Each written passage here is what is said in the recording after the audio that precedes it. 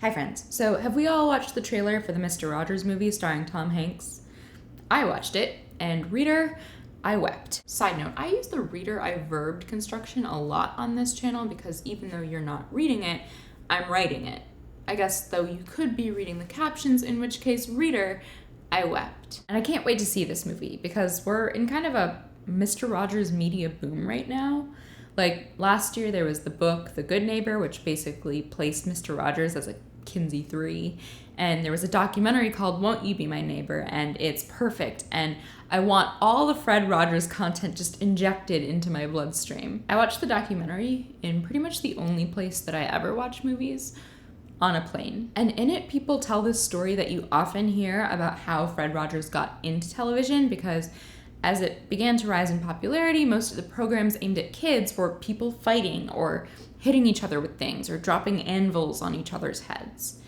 And so we decided to make a thing for television that would be gentler.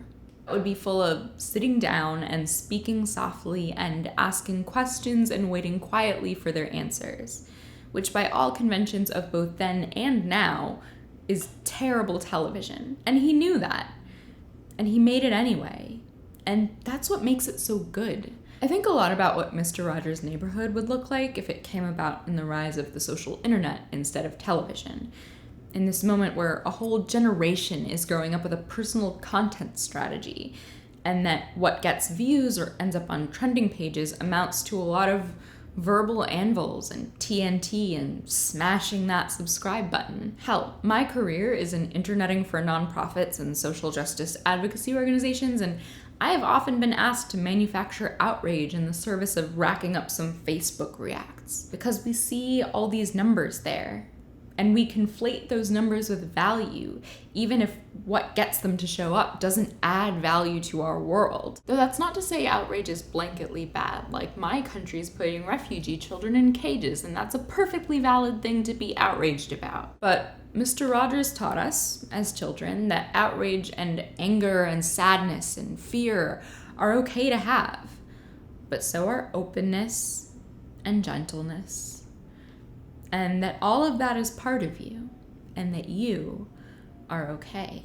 I took notes on the plane about how I wanted to incorporate his entire ethos into my work.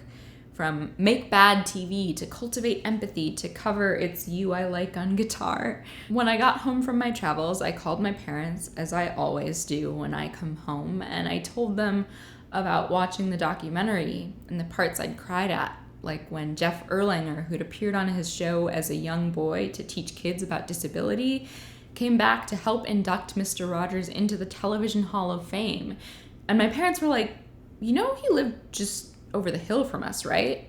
His dad was our professor in law school. That time we went to the party and we left you and your brother alone without a babysitter for the first time, we were at the Erlangers' house. So I Googled, and I learned that Jeff had grown up to become a disability activist and work in state and local politics and lobby for better accessible transportation and housing in the city.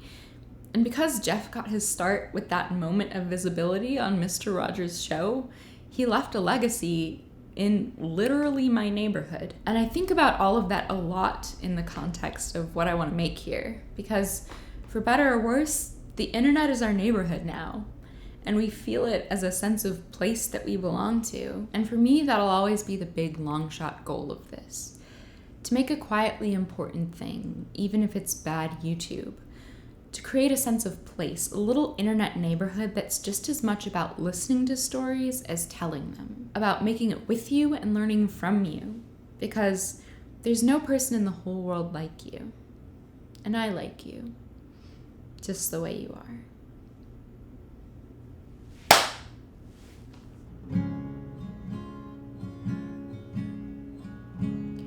It's you I like.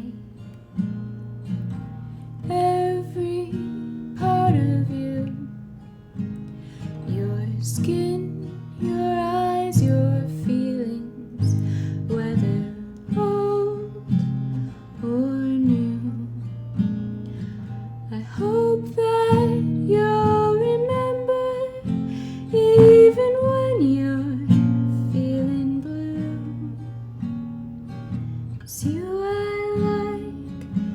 yourself.